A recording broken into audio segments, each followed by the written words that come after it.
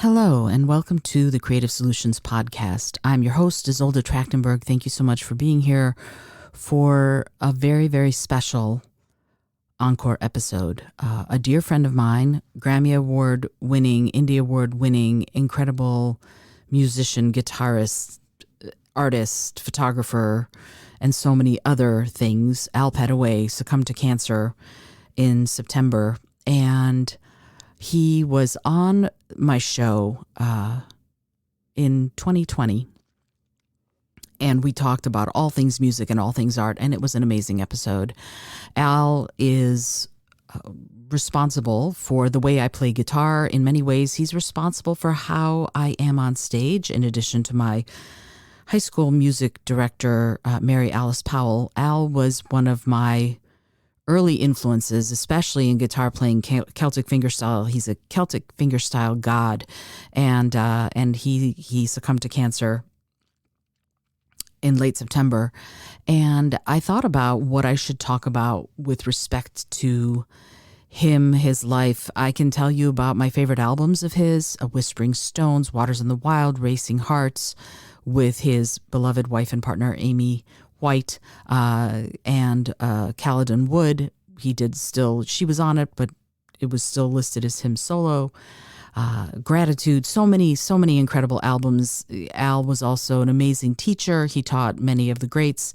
He was a sideman with many of the greats. He won Grammys because he was one of the greats, and listed as one of the top 50 guitar players ever.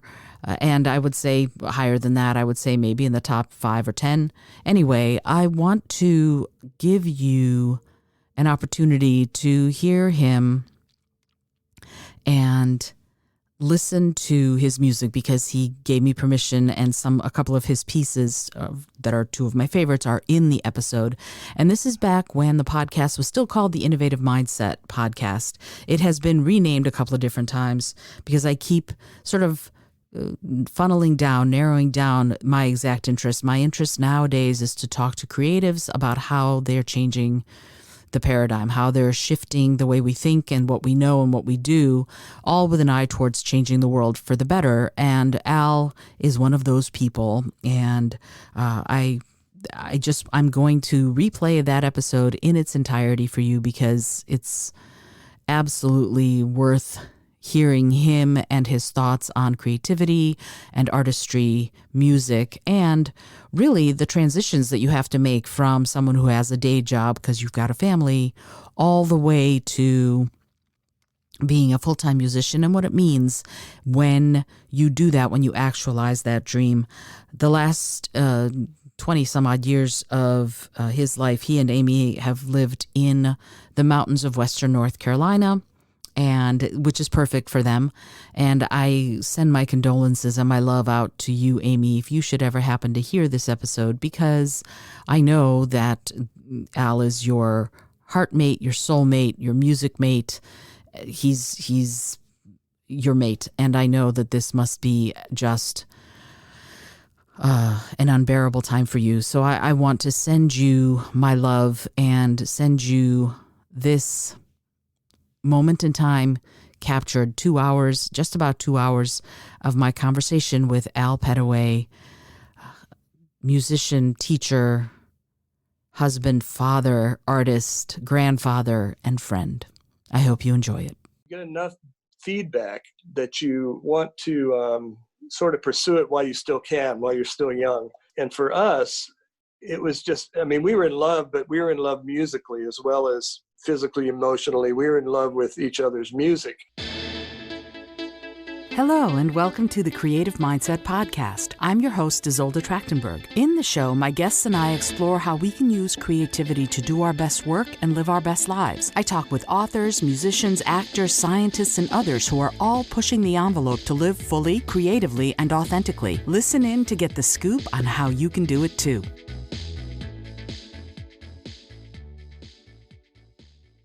Hello, and welcome to the Creative Mindset Podcast. My name is Isolde Trachtenberg, and I am super thrilled you're here.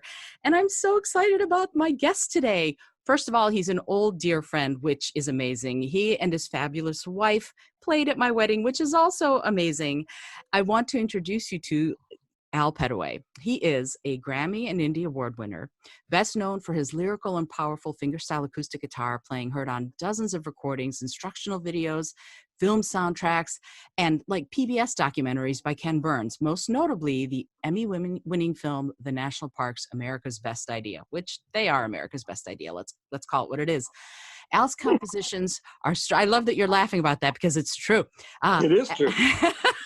See, he's already here, just so you know. Al's compositions are strongly influenced by the Celtic folk, rock, and blues styles he's performed in the studio and on stage with many of the best-known artists in those genres. He was voted one of the top 50 acoustic guitarists of all time. I would say much higher than just the top 50, but maybe that's the way they titled it, by the readers of Acoustic Guitar magazine. And for more than 20 years, he's coordinated the Guitar Week program of the Swannanoa Gathering Summer Music Camp near Asheville, North Carolina, which I've been to, and it's fabulous. You're going to have to go if you are at all a music nerd. You're going to have to go. Al lives high in the mountains with his wife and musical partner, Amy White, along with an endlessly entertaining variety of domestic and wild critters. Welcome to the show, Al. Hi, Isolde. How have you been? I know. We've just spent the last few minutes catching up. So it's just really, it's like, and now we're going to talk about other things. So, and it's funny because what's interesting to me about this all, you're one of my absolute favorite musicians in the history of time. I have to say that. But when I first met you, when we were both working at the National Geographic Society, I knew you as a photographer and a photos guy before I knew you as a musician. And I remember the National Geographic had an event where we could come and see some of the creative work other creative staff members were doing, and we could purchase like gifts for the holiday season. And you were there with 2 albums on CD, Whispering Stones and The Waters in the Wild. And they're both still 2 of my favorite albums ever, which, you know, and we're going to talk about those songs in a bit. But I wanted to ask you something. When you started way back when, you had, I guess, probably more than the 2 interests of photography and music, but let's start talking about that, if you would. What drew you to them? What drew you to music? What drew you to photography? What got you started? Oh, well, music, I think I was drawn to, most of my life. I started playing guitar when I was around 10 or something, 9 or 10. And, I was a big Beatles fan. I did the whole, that was my time period. I just remember wanting to learn all their songs. And then, of course, my dad was a big Chet Atkins fan. And so he wanted me to be more like Chet Atkins. So there was, so that was kind of that was an interesting story too, because I went to him and I said, I've been playing for a little while now. And this is when I was about, 11 or 12.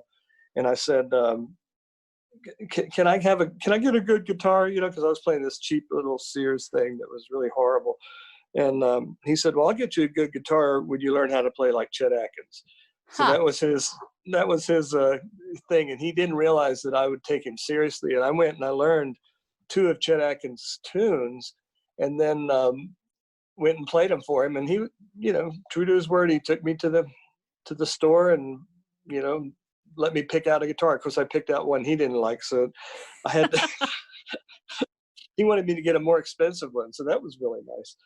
But anyway, so the guitar has been in my life pretty much, ever since I can remember. And before that, I was, of course, playing drum, beating on things and doing. I was a musician my whole life, really. Mm-hmm. As far as the photography, that came really late. That actually was. That started more at Geographic. I was hired there. I don't know if I ever told you this story.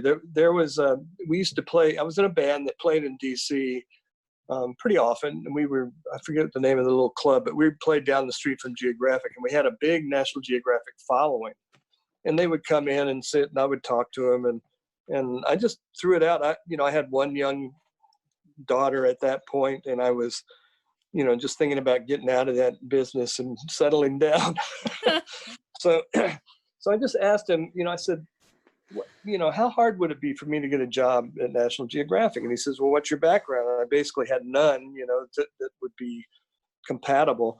But he said, well, maybe we can get you like an entry level job if you're willing to do something like file pictures or that sort of thing. And I said, sure, that'd be fine. I just want a job that has like benefits, and so I went and I did an interview. I did 3 interviews actually. And I got hired totally on the basis that they liked me, I think, because I really had no experience, no background. And other than the fact that I was willing to work hard, but so anyway, but I started off at entry level, and then they put me through photography classes at National Geographic with their photographers. I don't know if you remember if they were still doing that when you were there or not, but you could take classes, and we actually got a diploma and everything. Wow. No. So I never got a diploma.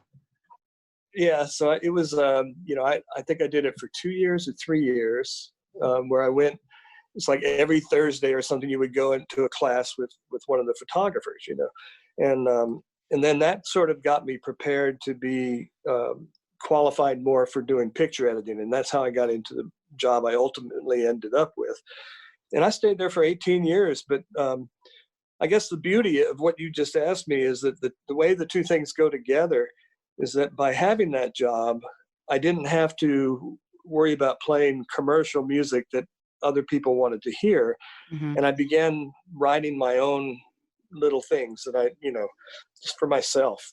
And I started playing them for a few people. And I can't remember who it was. Maybe it was one of my coworkers said, well, if you want to record that, I'll pay for the, I'll pay for the tapes and all that stuff. And so I did. I did a little cassette tape, which I don't even know if you've seen that, but it's no, I don't think so. Yeah, and that went, that was just like sort of done within the National Geographic, and then with my friends and family. It wasn't a big deal, but big enough that I gained a bigger following at National Geographic. And then the next project was Whispering Stones, and I did that. And the thing about Whispering Stones that was fascinating for me was that I, at that point, had not considered a career again in music. I'd considered myself already in the publishing business and picking the photo business. I'd sort of gotten my head out of the music career. But when Whispering Stones came out, I all of a sudden ended up with a record deal with Maggie's Music. And then I started playing on all their artists' albums. And so it kind of ballooned basically from a small group of people at National Geographic that were willing to buy my tapes. And then when I did a CD, they were willing to buy the CD and then tell their friends, and it got bigger and bigger. And pretty soon I had another career. So I was doing, it was nice. Geographic was great for me because I'd been there. By the time the music got to the point where I could make a living off of it, I had been there long enough that I was getting 6 weeks of leave every year. Mm-hmm. And so I, at that point, just used all my leave to play. And so I was doing both jobs basically. And once my kids got out of high school, I just sort of said, I guess I'll just go back to doing music. That's my whole life in a nutshell. And we're done. No, and it's Thank you very much. Yeah, we're here all week. Try the tofu. So let me ask you. It's funny because that's exactly the next question I was going to ask about that moment in time. I know that I did the same thing for a long time. I kept the day job and then did music full time, and then kept the day job and did writing full time. And you find yourself working 140 hours every day. So when did you know? Was it that your daughters graduated from high school and then you were like, okay, I can make this, I can take this step? What did it take for you to go, you know what? I'm ready to strike out and be a full-time artist and musician. What did you do? And what were the steps to sort of disengaging yourself from the security of the day job? That is hard. There were a number of different things. I mean, it was in that same time period where I ended up getting divorced and then remarried. And of course, Amy White is the person I ended up marrying, and she's a musician as well. And she had a day job. for a while there, we were both carpooling together, and she worked not far from National Geographic, and we would carpool together every day. And it got to the point where the different artists I was working with at Maggie's Music and then my own CDs were doing well enough that I looked at it and I went, I'm already doing this. I could just take it one step further. I was doing a lot of sideman work, backing up folk people at Wolf Trap and at the Birchmere, I was sort of a side man, on call. They would just call me if someone came into town and they needed a backup guitar player. And so I was playing a lot, and mostly just for other people. That's how I was making my money. But I figured that would be actually, might be enough to sustain my current lifestyle, since I wasn't having to support the kids anymore, and they were off doing their thing. And then with Amy, with her full-time job, there was a little bit of a time where she was still working and I wasn't. So we had some money coming in, and that gave me that time period to work with getting Amy out of her musical closet. and she was pretty much where I had been before. She enjoyed playing music, but she didn't really want to do it for a living or anything. But we ended up working on stuff together. And then because of that, I think it just gave us the confidence that, we had enough people like you and other friends that were saying, you guys are, you're really good, So, really good doesn't begin to cover it, but yes, we'll go with really good for now. But you know what I mean? It's kind of like you get enough feedback that you want to sort of pursue it while you still can, while you're still young. And for us, it was just, we were in love, but we were in love musically as well as, physically, emotionally. We were in love with each other's music. And so it was a natural thing. One of the worst things that happened to me musically, I was playing almost full time with Bonnie Rideout, a fiddle player that I really love. And we were doing a lot of just traveling around, just duo work. And then during the Christmas season, we had a show called A Scottish Christmas that was really popular because it was right after Riverdance and all that. So it was the next big thing. And we traveled all over the place and played we played the Kennedy Center Concert Hall of all places. We played everywhere.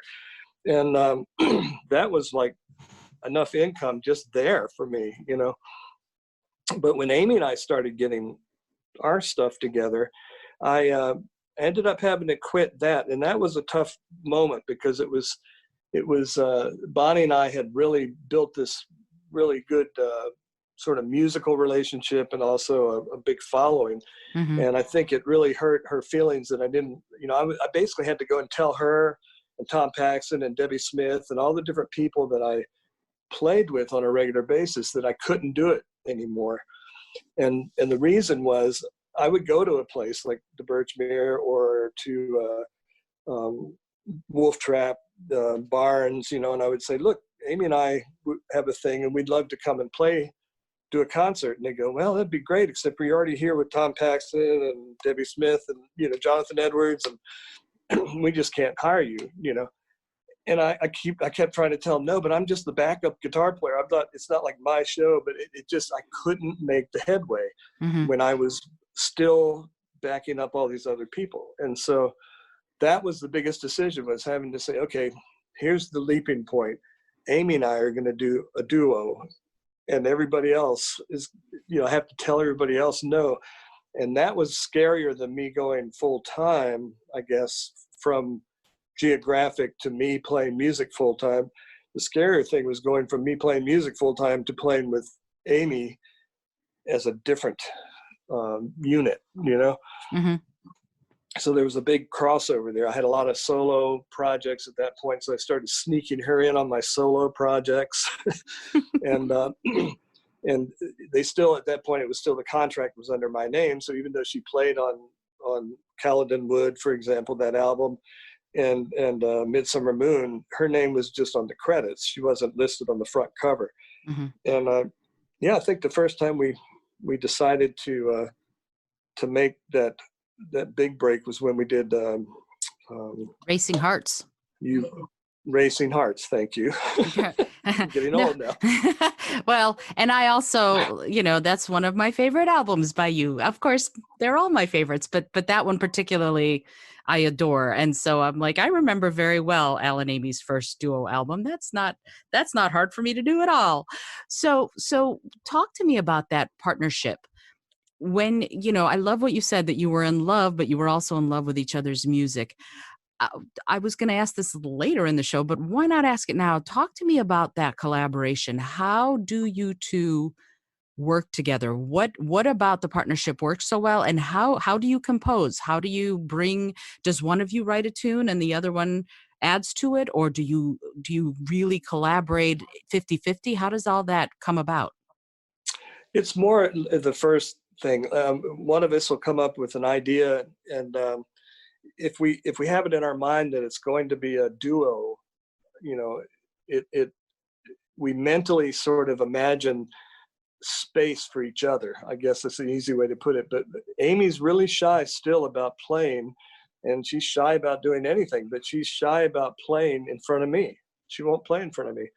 And I hate it because I love listening to her play, but I have to leave and go on a trip for her to feel comfortable to write music, Hmm. because she doesn't want me to have an ear on it and be critical. And, I try not to be critical, but I'm sure that in her mind, she's thinking of, it's like an artist not wanting to show their painting to you until it's finished. It's like, okay, yeah, that is going to be filled in, but I'm not there yet. And so we tend to work separately until it's at the point where we can collaborate. And at that point, she may bring me in at that point and say, okay, here's my idea. I've got this cool thing here and here and here.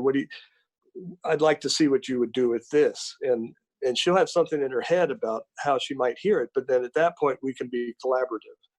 And it goes both ways. I might write a tune on guitar and be thinking the whole time that, boy, this would be really beautiful with a mandolin harmony on top, or with a harp. Or Amy plays everything, so I could imagine it with a drum or with, but I could, for me, it starts off probably as an idea on guitar and then evolves into this bigger thing with Amy. But in the last few years, we've been doing less collaborating. I've been doing more solo work, and it's just because of the projects that have been offered to me. It's not as much, I don't know. I don't know why. I guess it's just we've moved up to the mountains and we're just enjoying being up here. Why would you leave? I know. Yeah. And I definitely want to talk about the mountains, but before we leave Racing Hearts, again, my favorite, Oh, yeah, right. one of my favorite albums. That to me seems, it's so funny because it seems like such a collaborative effort. Specifically, I'm thinking of two songs that you often play as a mashup, Mariposa and Desert Dance. Mm-hmm. They're separate tracks on the album, but I almost said the CD, but because I'm an old timer, but on the album they're Yeah. separate tracks, but you often play them together. And Yeah. I would love to play a little bit of Desert Dance and Mm-hmm. let people hear it, especially that beginning, because Amy did something that I think is so cool, and I want you to talk about what you did. Okay. So let's just play the last, maybe the first like 30 seconds, and Okay. then I want to talk to you about that. So here Okay. is the very first bit of Al Petteway and Amy White's Desert Dance off their album Racing Hearts. And the reason I'm telling you, just so you know exactly where you can find the song, because you're going to love it and you're going to need to go download it, buy it on iTunes or wherever it is you can buy it immediately after hearing it. So here's a little bit of Desert Dance.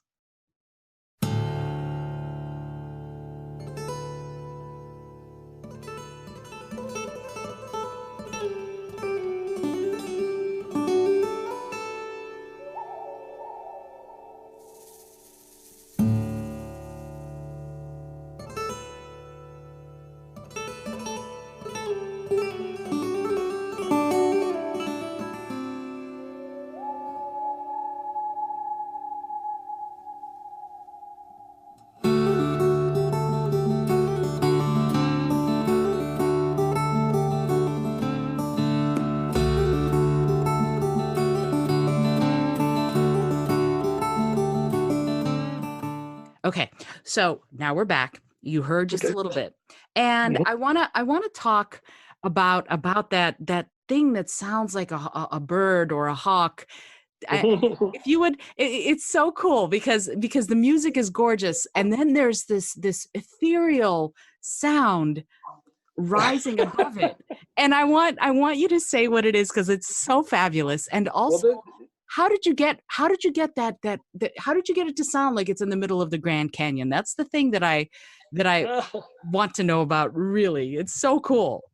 well, that song, I began writing that out in the desert, which is why it's called Desert Dance. I was in Arizona, and the sun was going down, and just that first part just sort of came to me. It's almost like I'm improvising, but then Amy does this thing with her hands. She can play music with her hands where she blows across her thumbs and makes her hands into sort of a flute kind of thing. And she does that descending thing at the beginning. And what I did on the recording, whoops, that was my iPhone falling out of my pocket. I love technology works until it doesn't. Yeah, and then it hit the guitar on the way down. So, Oh no, I hope the uh, guitar's okay. so, yeah, it's okay. I'm sure it'll be anyway. So she made that sound like you were saying, and what I did is I put a reverb, and I guess a reverb and a delay, and then just sort of let that tail of the thing just go and go, and so that's all electronic, but it's so much fun. This was back before we had it was digitally recorded, but it was recorded back when we had ADAT machines. It was before we Wow. could do it on a regular computer. And so all the mixing on that album, all those little effects and stuff were mixed live. Wow. Not when we recorded it, but when I did the mixing, I had a little mixing board, and I had like the reverb on this thing and this over here. And Amy would help me. Okay, you bring that up while I bring this down, that kind of thing. We didn't have that the option of sort of the digital editing and then mixing. So that was an interesting album because we were really talking about being creative. That was being pretty creative. And even there's a couple of tunes where we play piano and guitar together. And those I discovered right off the bat that I couldn't EQ my guitar the same way I do when it's by itself, because the frequencies would fight with the piano. So I learned a lot on that album. That was all done in our home in Tacoma Park, Wow.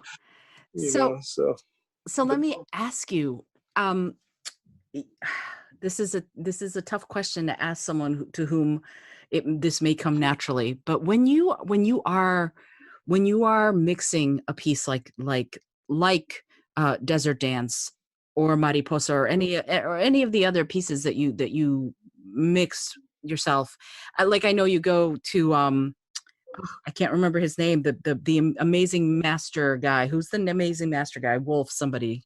What's his name? oh yeah, Billy Wolf. I'm not Yeah. sure. Did he do that album?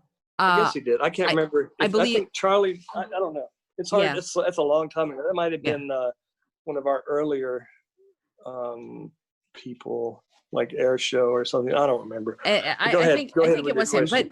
But the question, so it's not the mastering that I'm asking about. It's the how do you decide how everything coalesces in a piece like that has all of these different layers, like with Desert Dance, you have so many different layers that you're bringing in, and so many different effects, but yet they sound natural. I mean, they're not, obviously, because that Well, the whistle wasn't going to last forever on its own or whatever. So right. what goes through your mind when you're mixing a piece? Do you have an overall theme or an overall sort of plan, or is it more organic than that? And how do you make those decisions as you go along? Yeah, I would say it kind of depends on how many instruments are involved. I generally it is more organic than that. Like that particular tune you're talking about, after the intro, all it is us playing together. There are no other effects there Hmm. except maybe some reverb. Okay. So anything you hear is something we're actually playing. That's awesome. And that's pretty true with all of our stuff. Although I'd like to just interject that some of the stuff where we have some of our later albums, we had guest artists come on and play. And that's where you have to get a little more creative. I had for example, one of our albums, we had a fiddle player come in who actually lives in New York, but he came in and he played 4 tracks of fiddle for this one tune. And then we paid him and he left, and then we're listening back and we didn't like any of the 4 tracks very much, I mean, not that we didn't like them, just that they were all great. They were just all not quite what we were looking for. So what I did is I took all 4 tracks and I made a string quartet out of them, and I mixed and matched all the parts, and I created something that never actually happened. Wow. And that was so much, that took me, I mean, a long time, but the end result was so much fun. And he loved it. We sent it to him before we put it on the record. We sent it to him and said, here's what I did. I hope you're not offended, and he loved it. So that worked out really well. And then there's other things like that. Like if I had a guitar player come in and do an electric guitar track on one of Amy's things, same thing. He did one track that was sort of ambient, one track that was really sort of bluesy, gritty, and then another track that was just sort of rhythmic. And I used all 3 of them and then edited them all together. So it sounded like there were 2 guitars, but different parts of his solos would pop in different places than where he actually played them. And so what made you decide that like, oh, I'm going to bring this up in the mix to highlight this version of the solo or this version of the solo?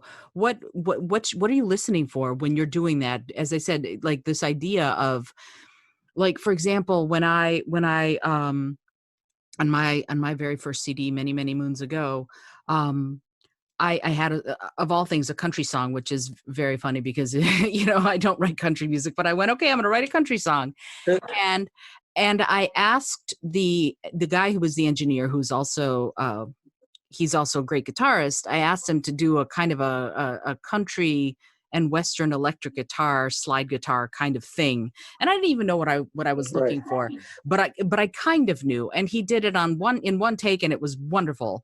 And it went into the song. But I kind of knew what I was looking for. But I'm not you. You know so much more about music than I will ever learn. And so I was wondering, like, what are you looking for? Like you said, you listened to the tracks and you went, no, this isn't really what we're looking for. But what were you looking for, and how do you know when you've got it? How do you know when you've gotten a take that you love, or when someone else gives a take that you love? What is it is it like jazz that it's in the pocket? What happens to you when you know it's right? Well, there is that. I mean, even with my solo guitar playing, it's the same thing. I'm looking for a certain feel, a certain, I'm more, I guess I'm unlike some guitar players I know that are all about getting everything technically perfect. I'm more interested in getting everything sort of more emotionally perfect and more feel perfect. And so I'll let a lot of things slide that may be considered mistakes, like a squeaky note or a buzzy string or something. I'll let those go by, whereas some guitar players would never let those go by. But if it sounds and feels right, then I'll let that go. And the same thing if we have other artists coming in, and Amy's really good. She's really good for me. She's like my producer, and then I'm kind of like her producer. And we listen to things that we do, and we go, well, I think if you did this, it might be better. Or like we had something like what you did. Amy did a song that had sort of a country, maybe a country flavor, and so we had someone come in and do a dobro part, and we listened back to it, and there was this one note that just, but to both Amy and I, sounded like it was wrong. And it wasn't wrong, I mean, technically. But what I did, this is the magic of modern digital. I went in there and I just moved it up a half step or whole step or something. I was able to solo out that one note, move it up to the note we liked, and it was perfect. And it was just sort of like, it's just what we never have an expectation, really. When we hire someone else to come in, we don't have an expectation. We know that we like what they do. We hire them because we like what they do, and we want them to do what they do. And I think the worst thing is when they come in and they don't do what they do. They do what they think you want them to do or something. It's like a weird psychology. And so I don't I don't like as much working with a lot of people like that as some people do. I think I like playing live with them almost better, because in the studio, everybody's feeling a little bit pressured. It's like, okay, I'm here for a certain number of hours. I got to give you something you want. And then, I've always felt a little uncomfortable with that situation, but that's why it's nice having your home studio. So you can just, when you feel like it, you can come down. I did a couple of my solo albums I did in 2 days, just came down. It was a good feeling. I just recorded the whole album and edited it and then sent it off, Wow. But with Amy's stuff, it's a lot different, because she'll do several vocal tracks, and then we'll mix and match those, and I'll do several guitar solos, and then I'll have one that I really like, but then she'll say, no, I don't want it that busy, and so we'll go back and we'll do a simpler version, or I'll find one that's better, and so with us working together, it takes a lot longer, because we have to make each other happy, Mm-hmm. So and that's the same with when we have outside artists come in. We have to make them happy, and we have to make ourselves happy. And so it's all a balancing act, I guess. And then you've got the final product, and you listen back to it and you go, oh, maybe we should have done this, So I don't know if you're ever totally satisfied. And that's probably why you keep trying over and over and doing more albums. You just went, okay, well, maybe we can get better, But I actually go back to, every once in a while, I'll go back and listen to one of my older CDs, and I'll listen to it and I go, hey, it was really much better than it is in my memory, because you a lot of times don't listen to it after you finished with it, and all you remember is all the stuff that went into working on it. You don't remember how it ended up feeling or sounding, and I like doing that. I like going back and listening to Whispering Stones, for example, listening to that and going, wow, that's so nice. Just sitting in the studio playing guitar. That was back before editing too. And it is, again, I could say it's one of my favorite Al Petteway albums, but there are things about all of them that are my favorites. So it's very hard to, if somebody were to sit me down and say, you must choose a favorite, I would have a very hard time. But listening, I want to play a little bit of, we could do either Dryad Dance or Spindrift, but I think let's play a little, because I love both so much, but let's play a little bit of Spindrift, and I want to talk to you about that that idea of what Spindrift is and how you brought it to music, because that's kind of what I feel like you did. So let's listen for just a sec to the first little bit of Al Petteway's Spindrift on Whispering Stones. Here it is.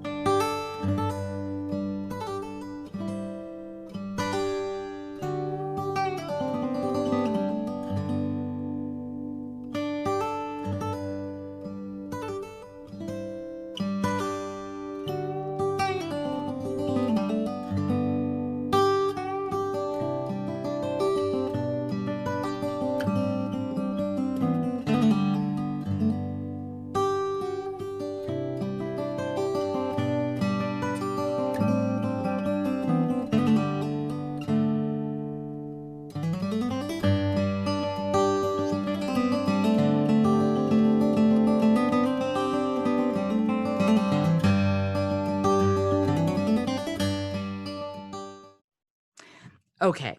So it's gorgeous, right? And it's, I mean, that goes without saying, really, but I'm going to say it anyway. But I'd love to talk a little bit about what first of all, what is Spindrift, and second of all, how, because I think you got it across. That's the thing. That's the beauty of your music, is that it's musical pictures to me. It always evokes sort of a different time, a different place. It makes me see the images rather than just hearing them when I listen to your music. So talk a little bit, if you would, about what Spindrift is. It's the stuff itself, and also Yeah. how it relates to the song you wrote. Well, that was an interesting time period. Spindrift, is basically the foam that washes up onto a beach when it's really windy, and it kind of settles and bubbles and then kind of goes back. And so that was the original sort of inspiration for that title. But, it's funny because I re-recorded that tune a couple of different times. And after I moved to the mountains, it became a different image for me. When you live in the mountains and it rains, what happens afterwards is all these like wisps of steam and mist come up through the mountains, and they kind of spin and drift through the valleys, and it started becoming that for me, even though the word doesn't mean that, but I just watch the clouds, the little mist come up through the valleys, and they'll make these little spirals, and it's just beautiful. But so that became a different meaning for me after I moved here. The tune itself has an interesting sort of history physically. I had been playing a lot of bluegrass and swing and really playing hard, and I kind of injured my left elbow. I did some damage to one of the tendons, and it wasn't tendonitis, but it was more like tennis elbow, I guess. But and so I went to the doctor, and they said you're going to have to kind of lay back and don't play guitar for a while. And I thought, well, it's not going to happen. So I found a new tuning in that tune. It's the tuning is D-A-D, G-A-D, and it's become my standard tuning now. But I put it in that tuning and put a capo on the 5th fret of the guitar, and that made it much easier for me to push down the strings and to play. Mm-hmm. And that particular tune only uses the first 4 or 5 frets from the capo, and so my hand didn't have to move at all to play it. And the notes you hear are shared between the left and the right hand, so neither hand is moving too fast, even though it sounds like they are. So it's kind of a magic trick in a sense, which I'm sure you're familiar with. But it's like it's one of these things where when I play it, I do that intro, and I almost always hear someone in the audience or several people go, "Oh," like that. And it's to me, it's like pulling the bunny out of the hat. It's like this thing where you're, what I'm doing is extremely easy, at least for me. I was going to say, let's qualify that. But if you figure I'm using mostly 2 fingers and only using 2 frets for that entire tune, that's sort of what I mean. It was easy physically on me. Mm-hmm. And so that opened up a whole new future for my guitar playing, really, because I hadn't done much like that before. And I was at the time kind of into the starting to get into more of the Celtic sound, and that had that snuck into that. And I went to one night at the Birchmere. John Renborn was coming in to play with Bert Jansch, and they were there. Wow. And their guitars didn't make it, so I got a call from the Birchmere and to bring down a couple of guitars, and so also Mary Chapin Carpenter brought down a guitar, and so we gave them a selection of guitars that. Whoops! What are you doing? That's my dog. She just got sick in the background for some reason. Anyway, so we had a couple of guitars that we brought to them, and John Renborn loved my guitar, and he played it through the whole show.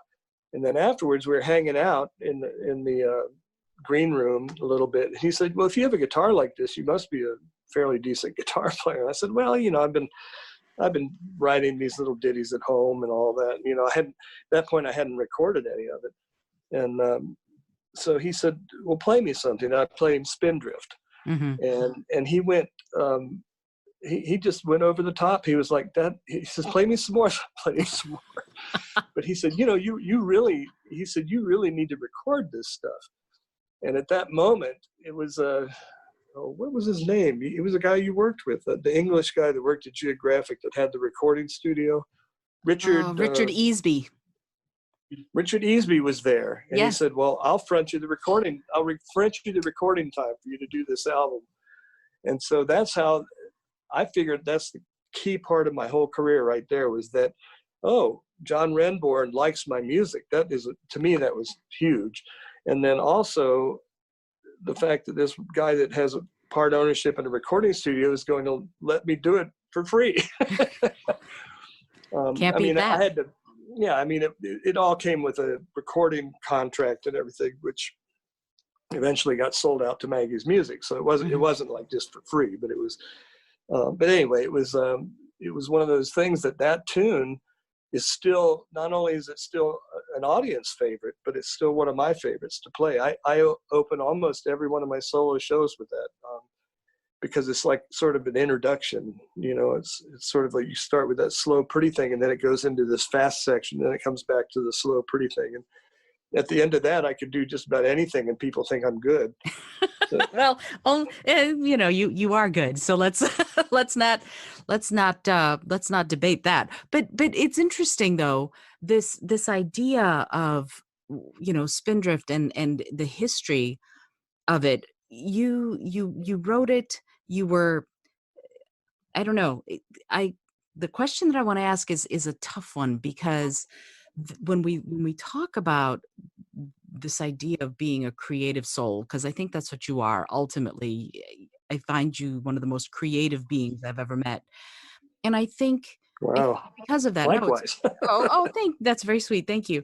But I think you see the world differently, and when you look at something like the way the sea foam hits the sand, that sparks a melody in you, right? There's some kind of transference or something that happens in the creative mind, in your creative mind, that lets you get inspired by, and I want to ask you what your inspirations are, but specifically, like, I'm going to write this, I'm starting to write a song, and what the image that came to me is an image of the sea foam, but now it's about the spirals of the mist in the mouth, so how do you glean how does music come out of the spindrift, or the spirals that are made of the mountains, or the imagined dryad, which is a woodland nymph dancing? I would say, I know you know what it is,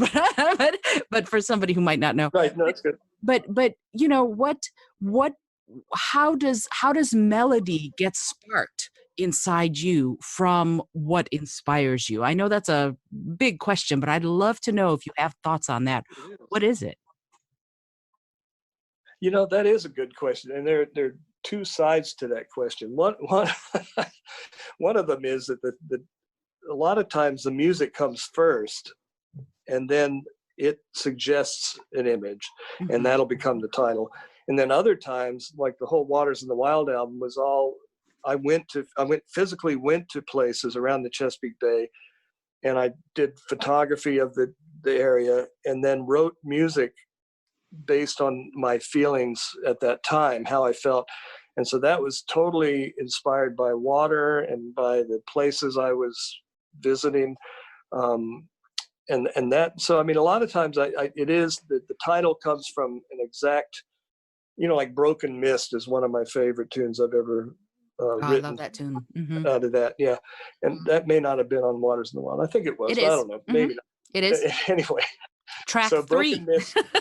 Yeah. Broken Mist is one that I've re-recorded too. And again, that one was, I used to go down and photograph the Chincoteague ponies every year, in the spring. And I'd go out there early in the morning, because once the sun came up, the mosquitoes were so bad that you couldn't stay there. So I got up really early one morning, and the mist was all over the swampy wetlands, and the sun was coming up, and these deer started walking out, and the mist just kind of broke open. And I got a photograph of that is still one of my favorite photos. It won an award at National Geographic, actually. It was kind of a golden image of these deer in the mist. Mm-hmm. And so that was the inspiration for that tune, and it's just the way I felt at the time. Then moving to the mountains, like I said, Spindrift did that thing to my brain, and now Broken Mist has a similar feeling here, because there's a lot of mist up here. We have, these misty mountains, and then you'll see like Amy has her critter cams all over the place, and you'll see the bear coming through the mist, and it's a different feeling now that we're not near water. Mm-hmm. But yeah, definitely I have a nature, I guess influence is what you would call it. I feel like my best tunes have all been written when I've been really conscious of my surroundings and it might not even have to have a guitar in my hand. I could just be out taking a walk in the woods and just feeling how it feels to be in the woods at that time, and then come back and a tune will come out of it. It's not a conscious thing like, oh, I'm going to go write a song about trees. That's not what it is. It's more like you set yourself up for that creative spirit to work. And in my case, I think nature is one of the best inspirations. I guess, does that make sense? Oh, it absolutely does. It absolutely does. It's interesting. The way my brain works, I'm always trying to look for a concrete, practical answer to what is essentially sort of an ephemeral, emotional, spiritual question. So I'm trying to quantify something that may not be quantifiable. But before we leave your music, as far as, I want to play one more song, if that's okay. Another one of my favorites of yours and Amy's is Sundog, and I would love to play a little bit of that. And also, if you could share why you called it Sundog and what you wrote it for, because I was there and that made me so delighted. But I would love it if you would share what that is. So let's take a listen to the very beginning. And on this tune, Amy plays piano as well as Al playing guitar, and it is to me one of the beauties of your partnership is that you work so beautifully together and you build on each other's sort of creative inspiration and ideas, and it really feels that way in this song. So let's listen to the tune for a little bit, and here it is. This is Sundog, and it's off Al Petteway's Caledon Wood, but it is Al Petteway and Amy White. Here we go.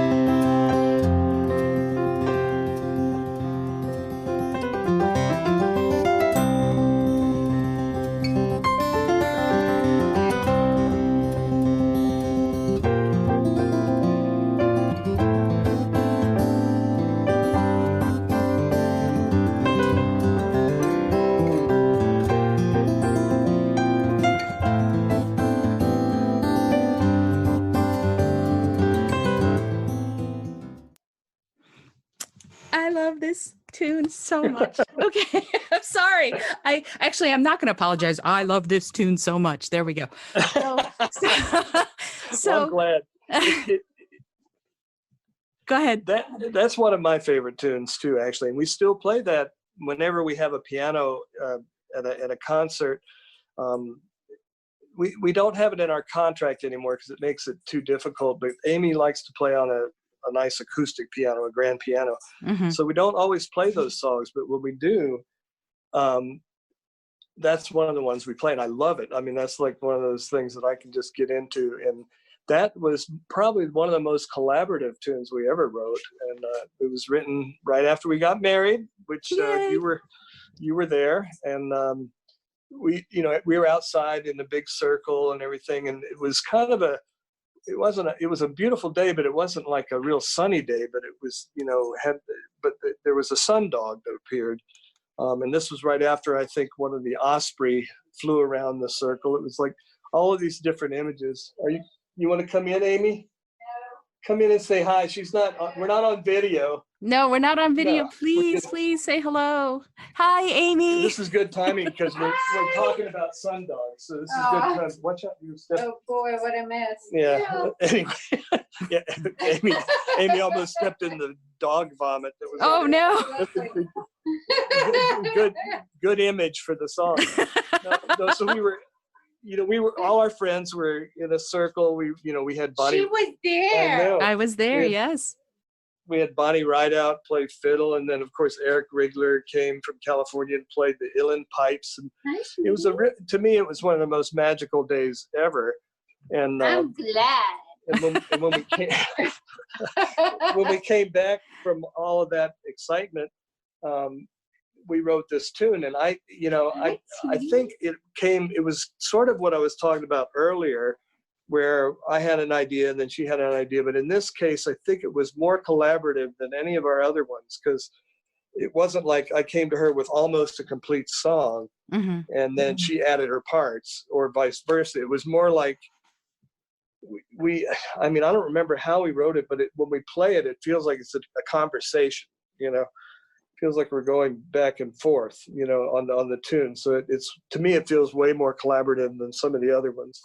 But what do you think about that, Amy? I don't know. You don't know? But it's your piano on that is just, that tune, I could play it without the piano and she could play it without the guitar, but it just wouldn't be the same. Yeah, I agree. Together, it's something that is sort of the whole is greater than the sum of the parts. There's something very magical about listening to it, and so I'm so grateful that you let me play it on the show a little bit. So let's talk about this. You were mentioning, and Amy, you're here, so I'm hoping you'll be willing to chat a little bit about the critter cams, because I know you both love wildlife on the mountain. And what are the critter cams? If you would just give a little bit of a peek into what that is and what fascinates you about it. Start. Well, yeah, Al and I are gonna switch real quick. So I can get closer to the mic. What they are, they're like potato chips. You can't have just one. That's what I discovered a long time ago. I realized I've been doing this for at least 8 years now. Wow. And it's a friend of ours, Sally Sparks, had a relative who worked at a trail camera shop, or a shop that actually produced those, among other items, for hunters and things. And she just told me about the camera, and I thought I'd try one. And oh my gosh, it was just so exciting to see what's actually out there. You have no idea. Oh, I do, because I watch them. I watch your critter cams. But you know what I mean? It's like I do. You think you know your own yard and you don't. I wouldn't have had as much fun doing this in Tacoma Park, obviously, because Al and I often say we prefer the wildlife here than to what we had in Tacoma Park. Agreed. Yeah. But they're basically motion sensor activated cameras that can record photo or video and with audio.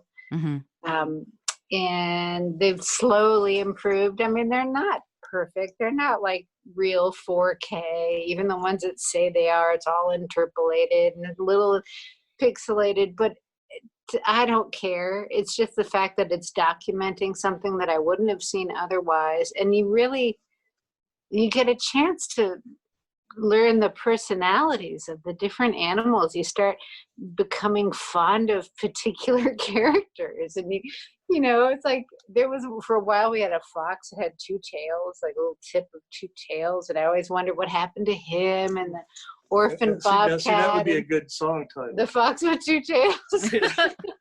It would.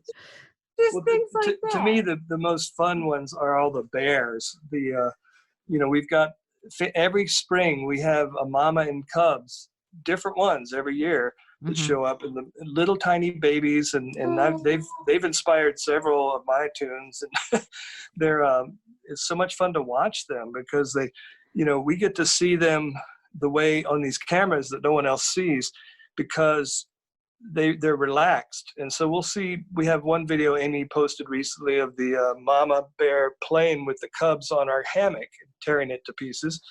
But it's amazing to see a mother being sweet and gentle with her cubs and playing just like a mother human being would. It's amazing.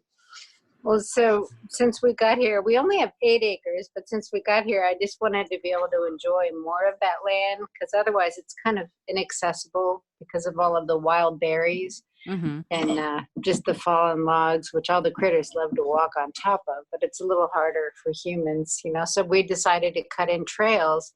So as we cut in more trails, I put out more cameras, and the wildlife absolutely appreciates the trails as much or perhaps more than we do. And in fact, I'll be posting soon a video of the bears just running as fast as they can, and it looks like they're doing it for fun. Yeah, it's two young bears, and they look like they may have been from the same litter at some point, but they're just chasing each other up and down the trails at top speed. It's really just amazing.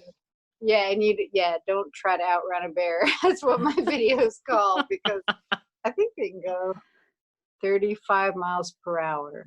They can go really fast. Yeah. So especially if you're on a path with no trees in the way. Are these all black bears? Yeah. Thank goodness. Yeah, I wouldn't be quite as cavalier about walking around in the woods if we were in grizzly territory. Yeah. Well, or even brown bear territory. They're not that much smaller than grizzly. Right. Oh, yeah. Yeah, exactly. That's so cool. So since I have you both here for just a moment, I know that you both take amazing photographs of just your view from the, I'm like hounding your Instagram feed and seeing all the different photos you take.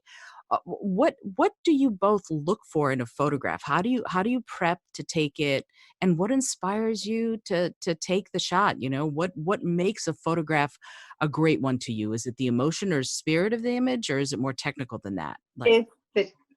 For me, it's the time. It's not the technical. It's the time. It is the moment, and it's almost always the light. So there's very little preparation involved. It's catching the light when it's magic. And then for the scenic pictures, like that's what we post. Well, I mean, scenic, but even your bear, we have bear photos we've taken with our own cameras too. Those are like things you can't plan. You just have to have a camera ready to go. But with the scenic stuff, same thing. We have cameras sitting out ready to go because something will happen out on the mountains, like the mist I was talking about, or the sun will come through the trees and make these beautiful, rays of light, and then you'll see something else coming over the top of the ridge, and it's just, the combination of all those things sometimes happens in less than a minute, and then it's gone. For less than even 2 or 3 seconds, you can lose the prime light, Early in the morning, things like that will happen, and Amy's constantly getting irritated with me for not getting her up to go see it. and I'm telling her, no, by the time I would have gone to get you and come back, it would have been gone. And that's what happens. I'm like, yeah, sure. And it's funny, totally on the other end of the spectrum here in Brooklyn, New York, I'm out on my balcony every morning at dawn taking pictures of the sunrise. And there are definitely buildings in the way, but the clouds are incredible. The light can sometimes, it does the same thing to me. And I'm out there taking pictures, and Rich, of course, is asleep, dead to the world, since he's such a night owl. But I'll come back in and I'll be dancing around that I got a nice picture of the dawn, and he's like, yeah, this would be different if we lived in the forest. And then he just goes back to sleep. It's true. It would be different, but that's okay. I mean, I think to me, what's fascinating about capturing the moment, and highlighting it, whatever it is that it will never happen that same way again. And now it's almost like it's proof of the magic, it's proof Yeah. that you're there. And I Well, love that. Oh, and I would think that's all the more important, especially now. well, it's true in a place like New York too, though, because the architecture and the different things are different that you're looking at. But again, those moments of light and or some sort of activity that just go by so fast. It's almost like you feel lucky that you were there when that happened, when that light hit that one little corbel or whatever it is. And I don't know, I feel that way here. Even a path that we walk on every day, sometimes there'll be like a little piece of moss lit up by just one ray of sun coming through, and it may never do that again, Right. And it's that temporary nature of it that I've always found so fascinating about photography, is because it probably won't, certainly not in the same way. And yet you can have the image forever if you're lucky enough to be there. Right. Well, and that what we do is we take, we don't usually take just one image. Something will attract us, and we'll take 20 images of that thing or that scene. And then, even then, there's only going to be one, if that, that is worth posting on Facebook or something. And I still remember that beautiful misty tree that you took a wonderful photo of that tree in the clouds. It was like in the mist. It was it's when you lived in Maryland. I can't remember where you were. Oh, believe it or not, that was right outside Goddard Space Flight Center. Right. It was in the middle of. I love that. Yeah, I haven't even thought about that picture in years. Wow, I'm gonna have to go back and find it now. My goodness. Yes, you are. And what's really funny about that is that those kinds of images, and I love for you to talk about that, if you could, a little in that particular photograph, and maybe I'll be bold and post that photo in the show notes if I can find it. The first thing you see is the cattails of that image, and then if you look more, then you see the trees almost pop out. They almost come out of the mist at you. When you're taking photographs, do those kinds of layers happen for you too? What happens to you when you're seeing it and taking pictures of the many layers or the many facets of whatever it is you're seeing? Do you get surprised by them? And if so, how? Well, the time that I usually get surprised is if I'm doing more of the After Effects work, like working in Photoshop and adjusting.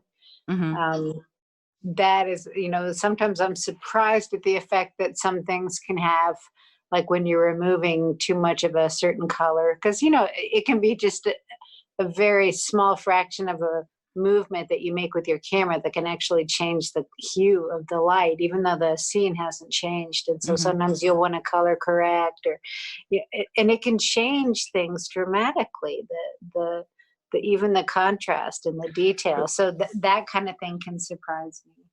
But I also think what you were talking about with the layers, at the time, I agree. There's sometimes where you'll see that the sun coming through the cattails in the foreground. That's what you're kind of focused on. But then when you kind of focus on the next layer out behind it, you go, oh, well, that's really cool too. And then you go and try to decide. Sometimes you have to take all of those and then later go back and decide which one is best. Yeah, well, like HDR is all the rage, and it's amazing because in some ways that is what we see. That's how we see, and we wish we could put it all into one photograph, which is why it's such a popular tool now. But there are times when I'm just more of a bokeh person, more of the short, real short depth of field. I really love just the fuzzy, dreamy aspect of things, and so I do a lot of like flower photography. I love just having part of it in focus. So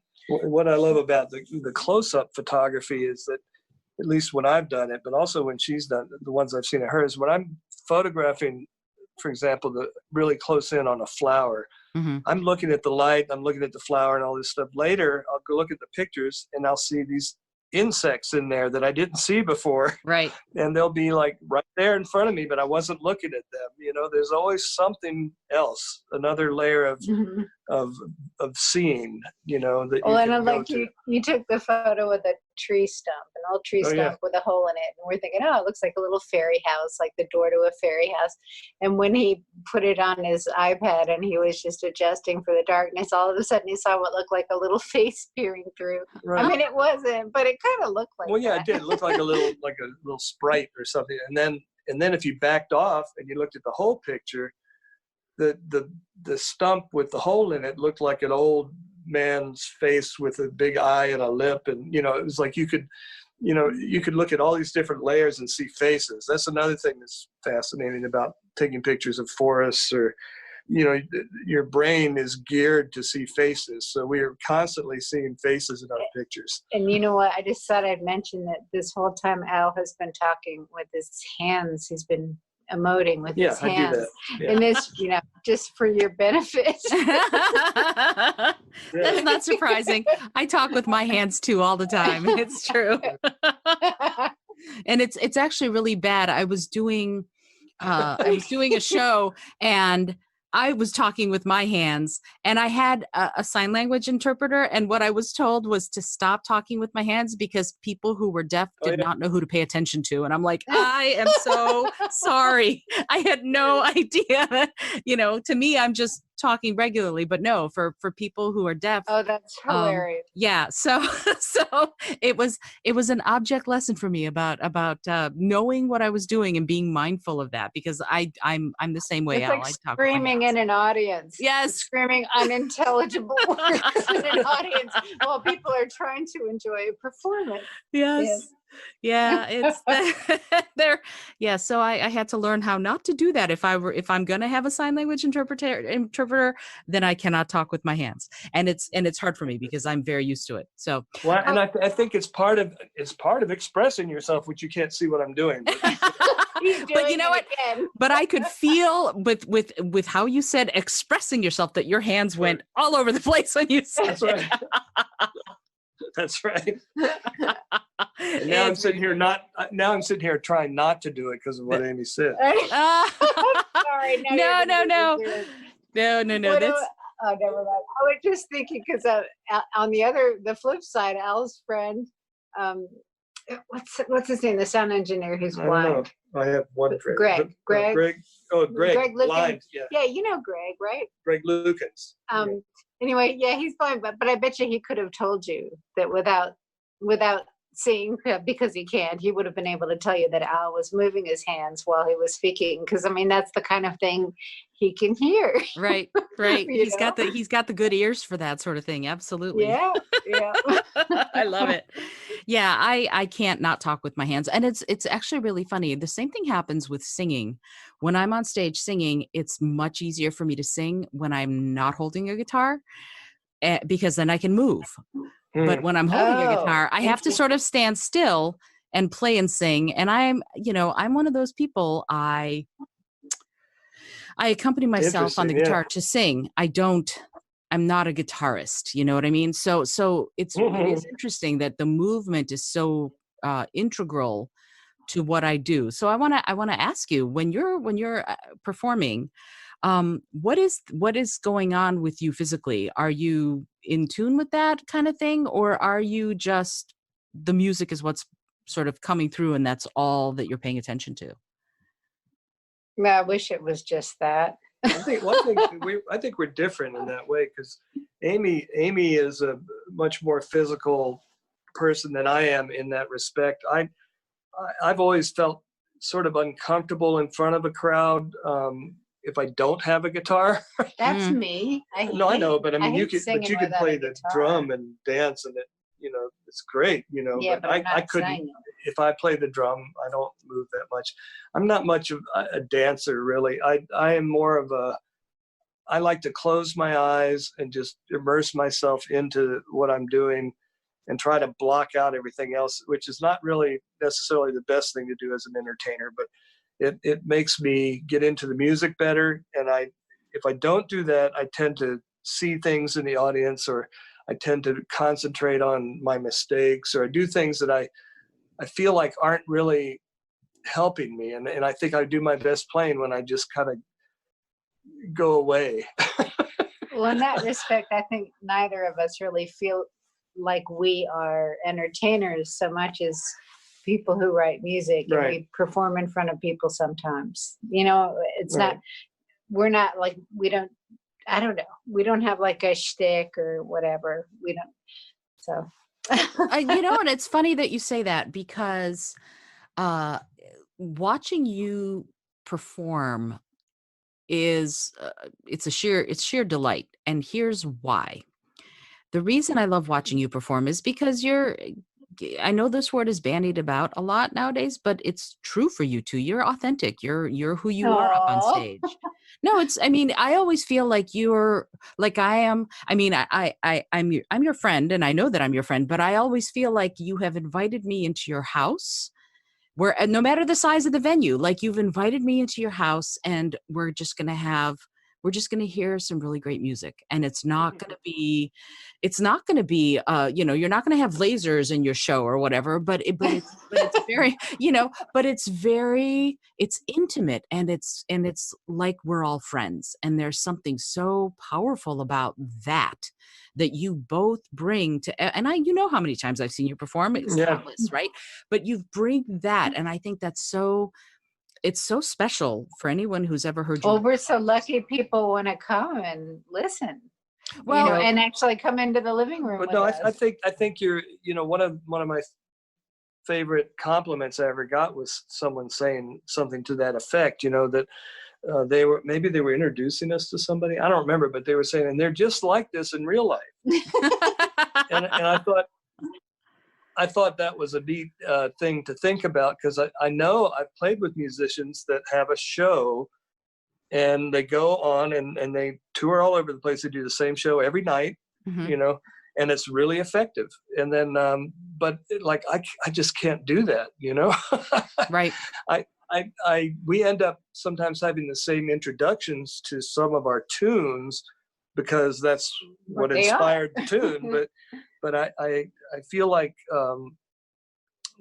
I do feel like when I go on stage, I'm more nervous in a sense than I might be sitting in my home by myself. But I really don't feel like I'm any different. Put it that way. I feel like this is what you get, is what you're seeing. You know, what you're hearing and seeing. That's me.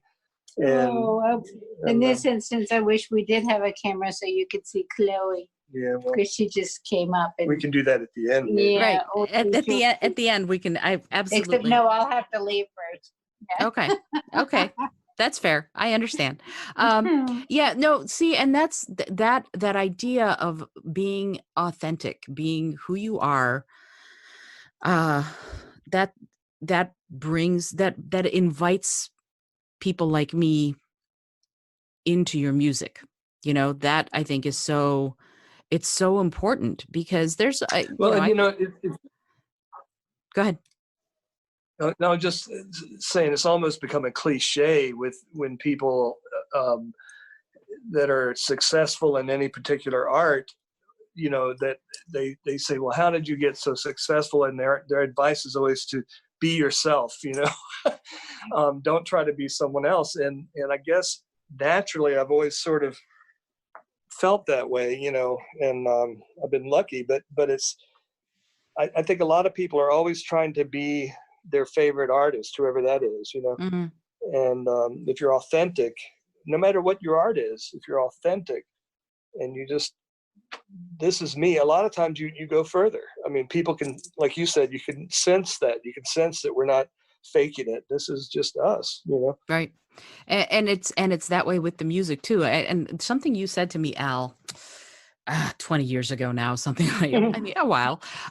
You said something, I was bumming out. I was bumming out about my music. And you said the words, keep playing your music and you'll find your audience. And I went, okay. And I did, which is great. Yeah. But let Those me people ask. in the subway are so nice too. I know. It's true. It's true. No, it's, I get dollars even sometimes. No, but so tell me, does that still hold true for you? Do you still believe those words? I think so. I think those words, and also I do feel like there's an element of being liked that comes into play. Mhm. I tell people that, like I said to you, I tell people that they should do what they love, do what speaks to them, but the other 50% of that is to be really nice and to everyone you deal with, because Mhm. if you want a career in something, you want people to hire you back, and I feel like you have to be, just you have to make people want to have you back, I guess. Right. Right. Absolutely. Yeah. Yeah. No, I agree completely that this idea of what I say to my clients when I do life coaching, or even my students, I always say, be incredibly easy to work with. Right. That's one of Yeah. the best things you can do as far as any artistic endeavor Or is, any you know, endeavor, really. Yeah. It doesn't even have to be any artistic yeah, endeavor. that's true. That's true. But if you're working, if you're doing a creative collaboration with someone, it is so, like you and I were talking about, Al, about how you and Amy work together and this idea of bringing the music to each other. And then, if you're working with another musician, the same kind of thing has to happen. You're going to have to work together. And so, like, you've worked, with Tom Paxton, Cheryl Wheeler, David Wilcox, Amy White. You've worked with all these amazing musicians. How does that work? What makes the creative collaboration work? Is it just, okay, we each know our music, we each have musical chops and we're both nice? Or is there something else that happens that makes a collaboration, a creative collaboration specifically, really shine? Well, I do think you have to have a lot of mutual respect, I think, Mm-hmm. with what you're doing. Um, I the first time I ever played with Cheryl Wheeler, you mentioned her. I was really nervous about it. It was a studio thing. We were recording an album, and she's got kind of a tough exterior, and she's a sweetheart, but Mm-hmm. Jonathan Edwards was producing the thing, and he said, this is Al, this is Cheryl, and she said, okay, this is the tune I want you to play, and let me see what you got, that kind of a attitude. Yikes. And so, yeah, we started playing, and I played a few licks, and I went into this little pretty thing like Spindrift style, and she just stopped playing, and she was in tears, and she looked at and she looked up to me and said, "Will you marry me?" Oh. And she's gay, so that's a big compliment. But so that was really, I think that kind of communication really goes a long way when you're playing with someone. But I guess I've never been musically never been a real strong ego, in the sense that if someone asks me to play guitar with them, what I want to do is play a support role, and I feel like I'm more like backing them up. I'm not supposed to take the spotlight at all, and I just want them to be happy with what I do. And so that's a little bit different than a collaboration. So if I'm on stage with Cheryl or Jonathan or Tom Paxton, what I want to do is complement what they're doing and make what they're doing sound better. I don't want the attention drawn to me at all. So it's a different kind of a approach than it is with, say, Amy and I, where we're both, kind of equally drawing the attention. Mm-hmm. That's a different. I don't know if that answered the question. No, it absolutely does. I mean, it's in one of my books, I have a chapter called "Know Your Role." You have to know your role in situations, and the more identified it is for you, the more you identify it, the easier it'll be to carry it out and to make it shine. And I think that, yeah, absolutely made all sorts of sense. Okay, good. No, absolutely. So I want to pivot just a little bit before I let you go. I have tons of questions, but I'm going to try and truncate them. just yesterday prepping for this chat, I was inspired to grab my guitar and tune it down to dadgad and play and just play, just because I haven't played in dadgad in ages. And you mentioned dadgad earlier, DAD, GAD, but for the guitar heads who are listening to this, can you talk about what different tunings do and what they mean for players and composers? And also, how might a newer player use a different tuning to compose and play guitar? Well, there are, different tunings probably have different advantages, but I've gotten to the point now where it's all about what open strings are available to me. And it's hard to explain, like for a beginner, a tuning like dadgad or even just open D might be really nice because they can play all the chords they need with one finger, and get beautiful chords without having to work too hard. Whereas like standard tuning involves a little bit more physical work. Neither one of the tunings are necessarily better than the other. They just have different sounding open strings. So dadgad has a very modal quality. And when you start playing in that, at least for me, I want to play all these sort of magical sounding things. When I pick up a guitar in standard, I tend to play more bluesy and jazz kind of, I don't know why, it's just a thing. And then like Amy will pick up a guitar that's tuned in some weird tuning, and she'll just come up with all of these cool chords that are almost like piano chords because of the distance between the lowest string and the highest string, that kind of thing. So a lot of times it's what your ear is looking for. Like what do you want to hear? What kind of quality are you looking for? And I think it's fun to just experiment with different tunings. It's nice if you don't have to break strings tuning in and out of them all the time. But so I usually have I have a guitar usually in standard and one in dadgad, all the time sitting out. And then I'll tune down to C tuning or something and play in there. Right now I'm working on a tune that I've been working on for about 5 years. You keep on forgetting. And I always work on it exactly this time of year, every year. And it's in bad dad tuning. Wow. Because Father's Day is coming up. So I'm always working on that. So check that out when you have some time. It's a cool tuning. Yeah, and, I'll have to. See, so you got 2 Ds right in the middle. Right. Right. I play in dad in DAD. Yeah. That's so it's very similar. A lot of fun. Yeah. And it's funny because this idea of playing with tunings, nobody says it has to be Eidgaby, as Rich, my husband, says. It can be any number of Eidgaby. Yeah, that's what he calls it. He calls it Eidgaby. And and I'm down just so you know, I'm down from 5 guitars to 1 guitar. Our New York apartment does not support multiple guitars. So I only have the one, and I do still have to I still have to shift gears and change strings a lot when I'm fooling around with different tunings, but I'm going to have to try bad dad. That sounds like a lot of fun. So I know, for example, Al, that you have videos that can teach people how to play guitar, right? And I can say, and I would love to have the links for that so people can buy them for the show notes, if you don't mind. But also, what is the best first step? What is the best first step? If somebody found a guitar in their attic, what is the best thing they can do to start learning? Well, I mean, assuming the guitar is playable, right? Yeah. Yeah. Let's assume the guitar is playable, right? And make sure the action's not too high so you don't give up after the first 5 minutes. Yeah. I would, that's a hard question because I'm after playing my whole life, I don't know.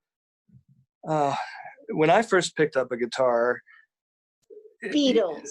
Well, no, it was before Beatles. It was just playing with, playing around with it. You're physically, when you've never played before, it's actually hard on your fingers.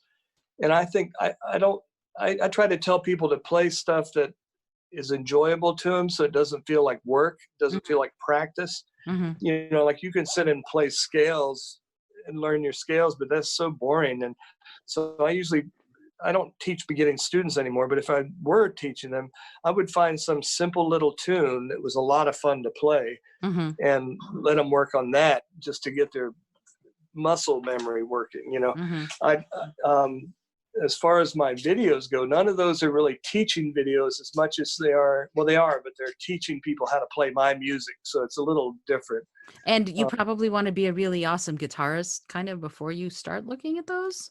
Could somebody who's an intermediate guitar player learn how to play one of your songs or some of your tunes out of, Sure. Okay, cool. So I want those links because Yeah, I know. it depends on, yeah, I've got a couple of different DVDs that are in DADGAD tuning, and generally that tuning is a little easier, especially on your left hand.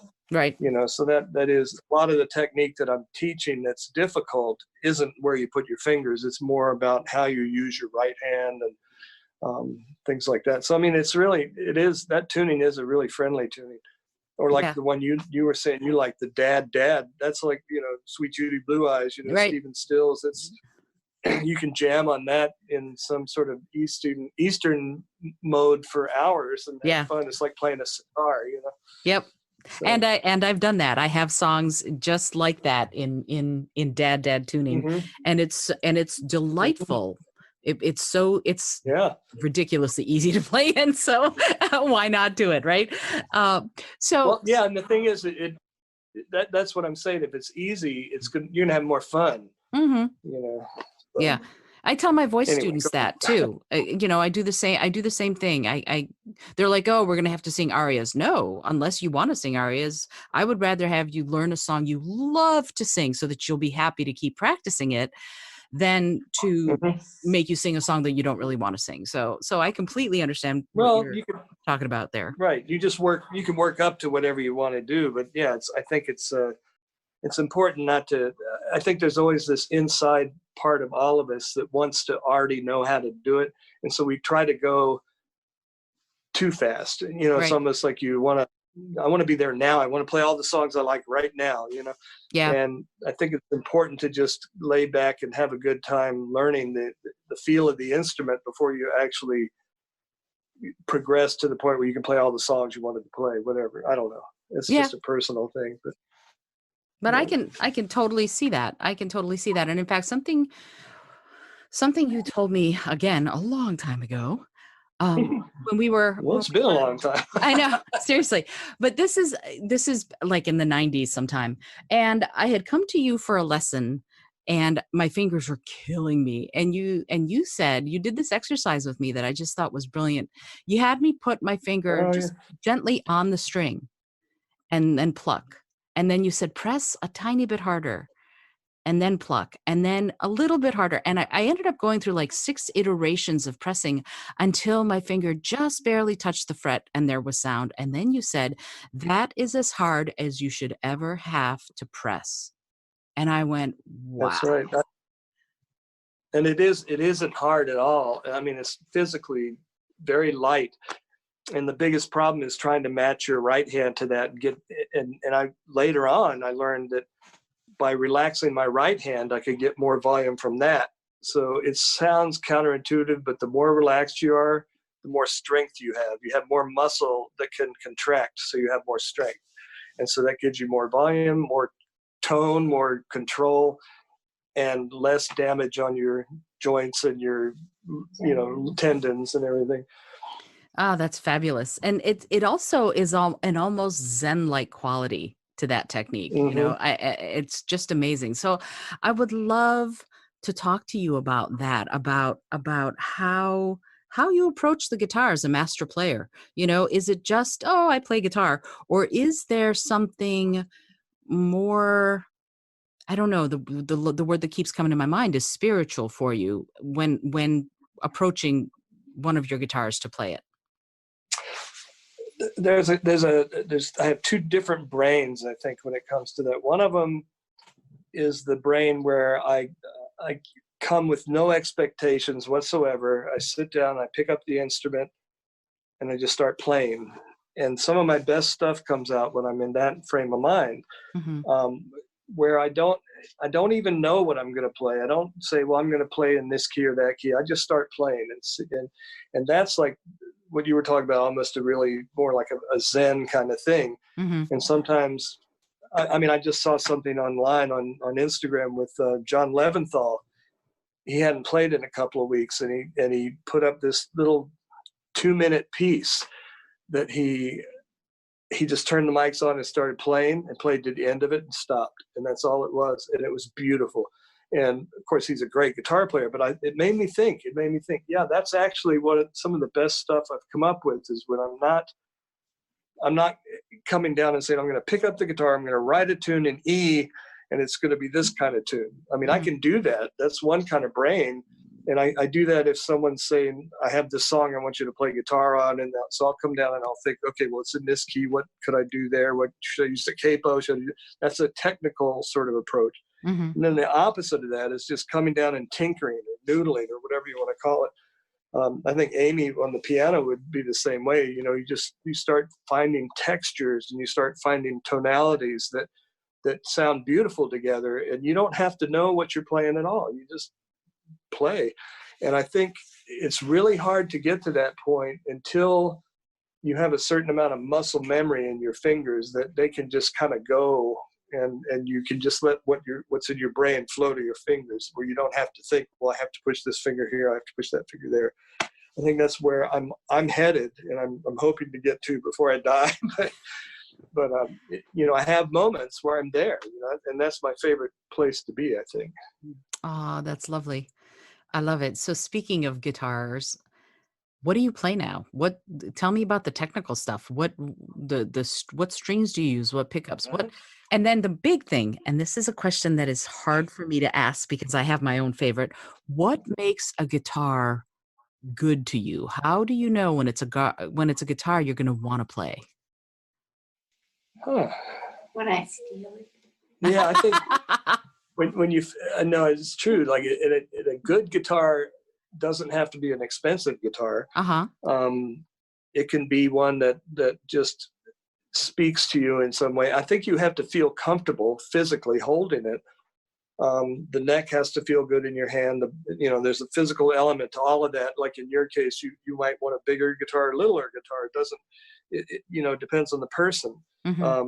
I tend to like smaller guitars because I like to sort of hold them on the couch and fall asleep holding them. But there are different sounds that come out of different sized bodies. You know, if it's a bigger body, you get more bass sound and less of the pure high notes. And I tend to like more of the pure high notes and want the bass to be more balanced. So the smaller guitar is more, inspiring to me. It's more of a piano sort of balance as opposed to being like an electric piano that has like a big, bass presence and little tinkly high end. That's sort of the way I hear it, is the guitar that's balanced is more like a nice Steinway, and the better guitars do that better. I mean, if you buy a nice handmade guitar by one of the better known luthiers, they spend a lot of time figuring all that stuff out, and they come up with generally with a really good instrument, and they can tailor it to your needs. You can say, well, I don't know, that neck's a little too big, I'd like a little smaller neck, and they can make you one with smaller necks. And that's like one level. The next level is the ones you buy in the store, the Martin, the Taylor, Gibson. Those are pretty much comfortable for a wide range of people all across the spectrum, and that's why they're so popular. They've figured out pretty much what most people's hands feel as being comfortable and how high the action should be. And so nowadays, you can get relatively inexpensive guitars from those kinds of companies, or from China, where they're copying those companies. And when I was growing up, you couldn't buy a decent guitar, unless you spent a lot of money. It was always the really cheap stuff that had action that was a mile high. Right. Now even the cheap stuff's pretty good. I bought a couple of guitars recently for like $100, brand new, and I'm just amazed at how good they are. I bought one for 100, another one for 150. Wow. And I just couldn't believe that you could even do that. I bought them just because that's how cheap they were, and I just had to see, because I knew I could return it, if I didn't like it, Can you hear all your guitars? Yeah, my guitars are ringing. They're all ringing. I'm actually talking kind of loud right now. So. Yeah, so they're all ringing back. I love it. I love it. Yeah. I hope that comes through in the show. I can't hear it in my headphones, but hopefully Probably it's going to come through. Yeah, probably wouldn't. So, okay. So what guitars do you play though? You have several, I'm sure. What's your go-to guitar now in performing or just noodling around? What are you playing most? I have a kind of a wide range, but all of my guitars now are more what I would consider Martin style guitars. You know, I have this thing about vintage Martins, and so I do have a couple of old. I have a 1926 0018 Wow. that I've been playing in my concerts, and I love it. It's just one of the best sounding guitars I've ever played. And then I have, a guitar that was made for me by Martin recently that I love. And then I have a 1931 Martin that I love. So all those are really like the Martin guitars. And then I have these handmade guitars by John Slobod. He's got a company called Circa. Mm-hmm. And his guitars are kind of like Martin's too. So they're not that much different. The Al Petteway signature guitar that I have that Amy actually has taken over is made by a guy named, yeah, she laughed. It's probably the best guitar I've ever played. And it's made out of really rare woods. And it would cost in the neighborhood of $25,000 to buy one. Wow. And those guitars, that's another realm when you get up there. And luckily I'm able to play some of those without having to come up with $25,000. But that guitar is one that, I don't play it as much anymore because it's kind of become Amy's guitar, but it does have my name inlaid on it and my signature on the label. So I still think of it as my guitar. Totally. But I do enjoy it. Like the guitar that's on the stand in front of me right now is made by John Slobod Circa Guitars. And he did a thing for me that was really special. You remember Larry Seifel? Of course. He's a pearl inlay. Yeah, he was a pearl inlay artist. He died, maybe 12 years ago, something like that. 2006, I think, something like that. Something, yeah, it's been a while, yeah. So he gave me this little peg head inlay that he had done that was a reject. It had one little piece of pearl that was not as shiny as the others. And it was a reject. So I had it around, just laying around my house in Tacoma Park and all the way up until fairly recently, just sitting around for decoration. And then this guy, when he got ready to build my guitar for me, I just asked him, I said, well, can you put this on the guitar? And he did. And so I'm looking at it right now. It's on the peg head of the guitar. Wow. And it's just kind of special. It's sort of like, well, a little piece of Larry is still with me. And then the company that he founded, Pearlworks, after he died, his wife took over, and she was always feeling bad because he had been wanting to make me a guitar and a couple other people, Greg Artsner, and he was, he had left the wood and all this stuff there. And then, so she sort of felt bad in a way, I guess, that never happened. And she and her company had a presentation guitar built for me and for a couple other people and gave it to me. And it's covered in unbelievable inlay that represents his what do you call those signs? The constellations, like Scorpio and Capricorn. That's what's on the fingerboard. One of them is Gene, one of them is his, and it's got a little Celtic moon on it, and it's just the most amazing inlay. And it's some of the best woods you can possibly get on a guitar. And that one is probably one of the best sounding guitars I've ever played too. But I'm reluctant to take it out very often. It's just a special guitar. So yeah.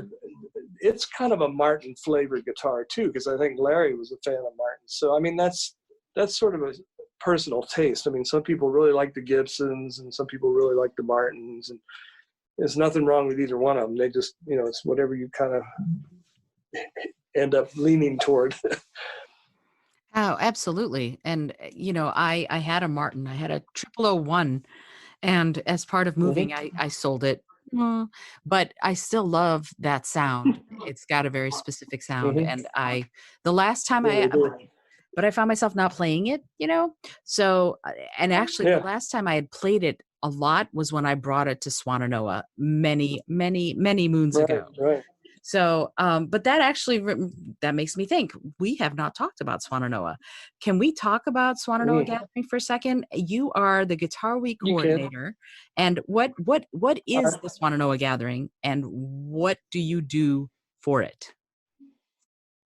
Well, I actually have retired from that job, but Really? I did not know what it that. is yeah, that's right.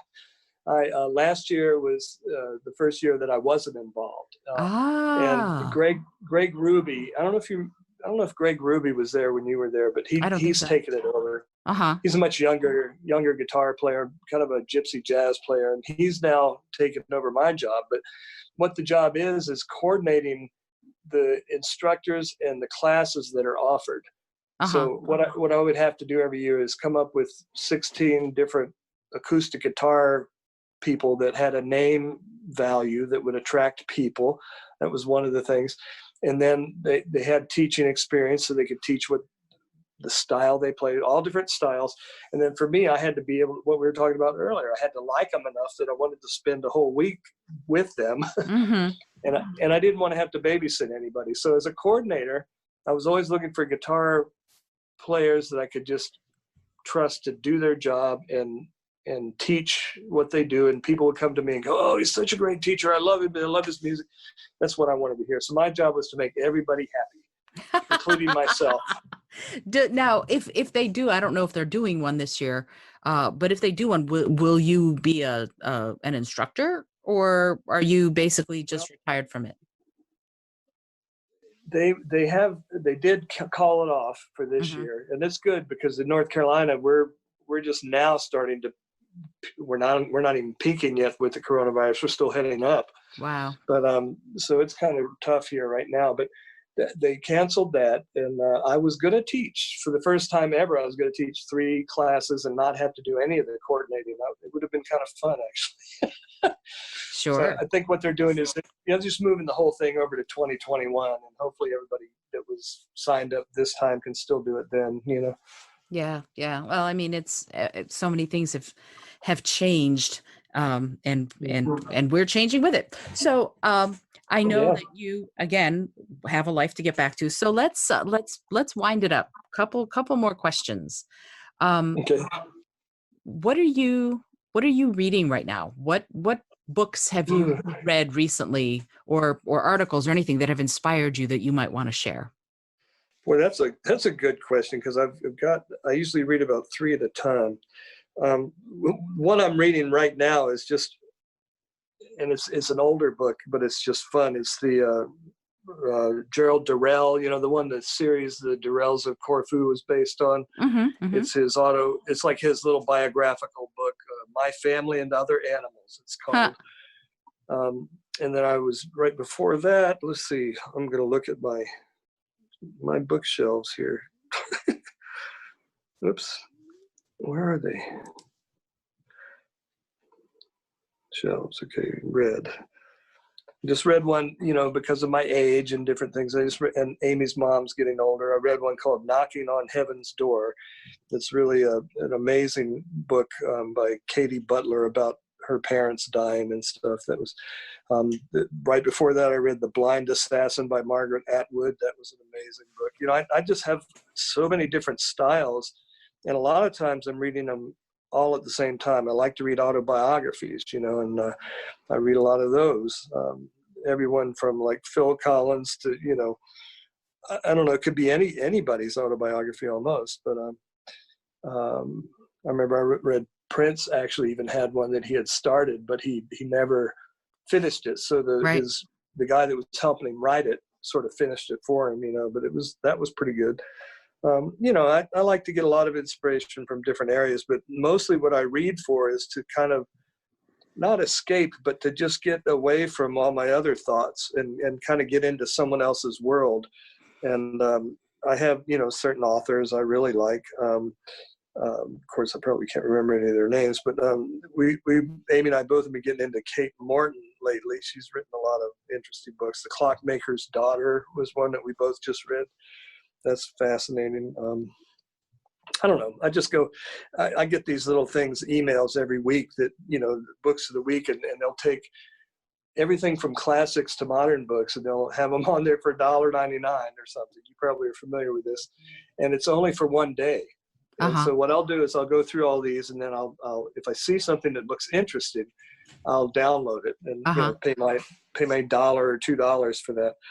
I do a lot of science books, and those are, I might be reading a science book at the same time I'm reading the autobiography of some Appalachian farmer. It's just like, it just goes all over the place. And I have, because of the music I play, I'm interested in some of that history. Scottish people coming to this area of the Appalachian Mountains and settling, and so that kind of stuff interests me to a point. And so I do some historical fiction. I've read a lot of Alice Hoffman. I don't know if you're familiar with her. Sure. She's written a lot of sort of magical, somewhere in between magic and reality, but Sisters. I don't read, I read some books too that would be considered more like young adult books. I enjoy not having to get a lot of, real life in my books. Right. Sometimes it's nice to have the fantasy. Yeah.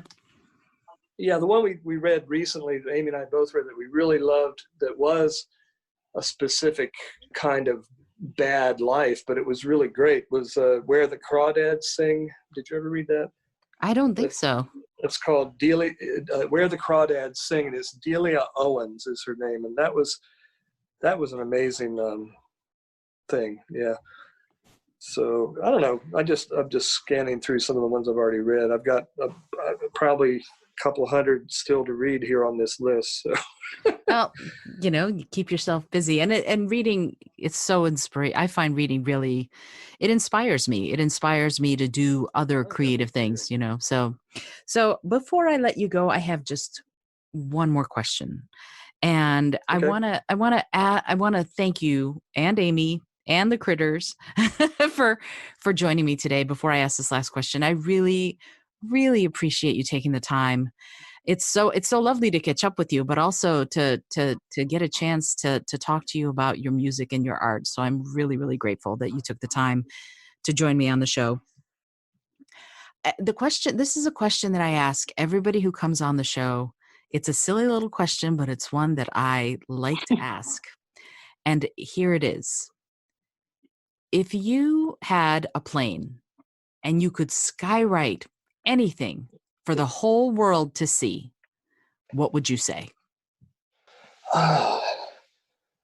Love one another. Ta-da. Okay. That's all you need.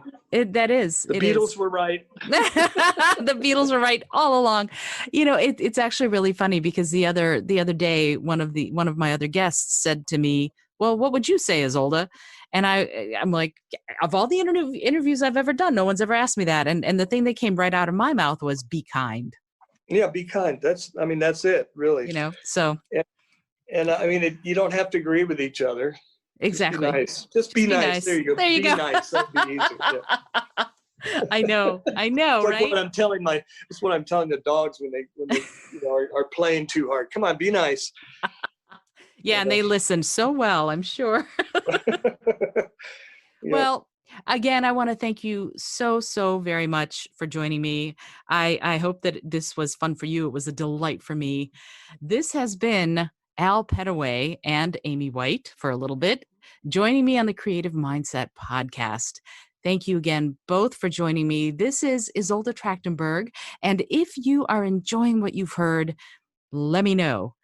Get in touch with Al Petteway and Amy White. Oh, and I did not say that they have websites and Instagram, and I'm going to put all of that on the show notes. So look on the show notes for all of that information, because you're going to want to find more about their music like Sundog, music like Caledon Wood, music like Desert Dance, so many different pieces of music that you're going to love. So you're going to need to find them, and I'm going to put all of the stuff on the show notes. And leave a review of the show. If you like it, please let me know if you want to hear more of a different a different kind of interview because I am, as always, interviewing creative peak performers to find out more about them and how they do their magic so that I can bring some of that magic to you too. And I hope that you enjoyed this episode as much as I enjoyed it the first time we recorded it, and also listening to it back now as I brought it to you. It is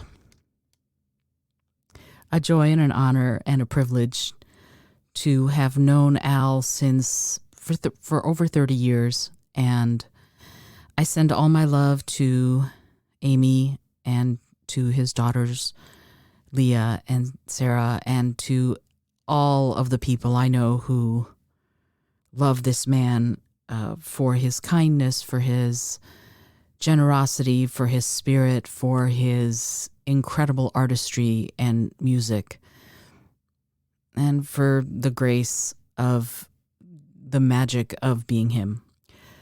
So, go out and make music today. Go out and listen to music. Listen to some of Al's music from early on all the way to the very last stuff he recorded.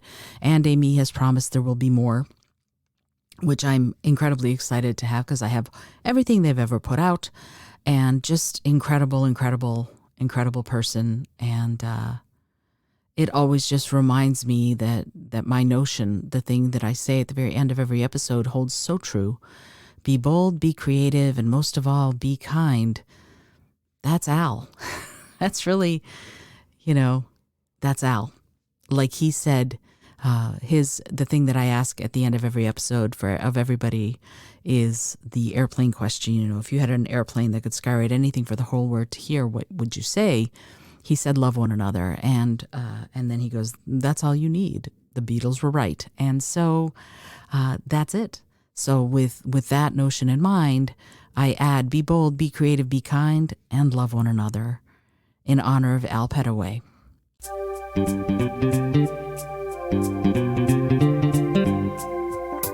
Thank you so much for joining me today. I really appreciate you being here. Please subscribe to the podcast if you're new, and it would mean the world to me if you told a friend about it. Today's episode was produced by Isolde Trachtenberg and is copyright 2023. As always, please remember this is for educational and entertainment purposes only. Past performance does not guarantee future results, although we can always hope. Until next time, keep living what you believe in.